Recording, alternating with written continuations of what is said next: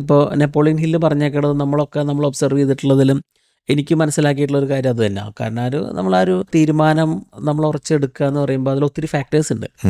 നമ്മൾ സാധാരണ സ്വപ്നം കണ്ട് അവിടെ നിൽക്കും, നമ്മളൊരു തീരുമാനം എടുക്കില്ല. കാരണം അതിൻ്റെ കൂടെ ഒരു കൂട്ടുകാരനുണ്ട്, റിസ്ക്. അപ്പോൾ നമ്മളാ ഒരു റിസ്കിനെ പറ്റിയിട്ട് കൂടുതൽ ആലോചിക്കും, അല്ലെങ്കിൽ ഇതിൻ്റെ ഒരു ബെറ്റർ ബെനിഫിറ്റിനെ പറ്റി ആലോചിക്കാണ്ട് നമ്മളാ ഒരു റിസ്കിനെ ചുറ്റി നിൽക്കുമ്പോൾ നമുക്ക് ഒത്തിരി വേണോ വേണ്ടെന്ന് ആലോചിച്ച് ഇപ്പോൾ ഹിൽ തന്നെ പറയണ പോലെ ഒരു ഇൻഡിസിസീവ് എന്ന് പറഞ്ഞ ഒരു സ്റ്റേറ്റിലേക്ക് എത്തും. അത് ഒരു തീരുമാനം ഇല്ലാത്തൊരവസ്ഥയിലേക്ക് എത്തും. തീരുമാനം ഇല്ലെങ്കിൽ റിസ്ക് ഇല്ല, റിസ്ക് ഇല്ലെങ്കിൽ റിവാർഡ് ഇല്ല. നമ്മൾ ആ ലൈഫ് ഇങ്ങനെ മുന്നോട്ട് പോയിക്കൊണ്ടിരിക്കുകയുള്ളൂ. സോ സംടൈംസ് നമ്മുടെ ഗട്ട് ഫീലിംഗ് എന്നൊക്കെ പറയില്ലേ, നമുക്ക് തോന്നണ ചില തീരുമാനങ്ങൾ ചിലപ്പോൾ we may have to take it. അപ്പോൾ അതിൻ്റെ ഒരു പവർ ഉണ്ട്. അപ്പം ആ തീരുമാനം എടുക്കാനുള്ള കഴിവ് സക്സസ്ഫുൾ ആയിട്ടുള്ള ആൾക്കാരിൽ എല്ലാവരും ഉണ്ട്. ഇപ്പം നമ്മൾ തന്നെ ചില തീരുമാനങ്ങൾ ഉറച്ചെടുക്കുമ്പോഴാണല്ലോ നമുക്കൊരു നമ്മൾ കുറച്ച് മൂവ് ചെയ്യാണെന്ന് തോന്നണത്.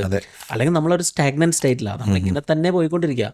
നമ്മൾ ആലോചിക്കുന്നു, ചിന്തിക്കുന്നു, പക്ഷെ നമ്മൾ ആ നെക്സ്റ്റ് സ്റ്റെപ്പിലേക്ക് കിടക്കണില്ല. അത് ഒരു പവർഫുൾ എന്നല്ല. അപ്പോൾ അതെനിക്ക് തോന്നുന്നു ഇതിലുള്ളതിൽ ഏറ്റവും ഇമ്പോർട്ടൻ്റ് ആയിട്ടുള്ളൊരു സംഭവമാണ്. കാരണം that makes a big difference.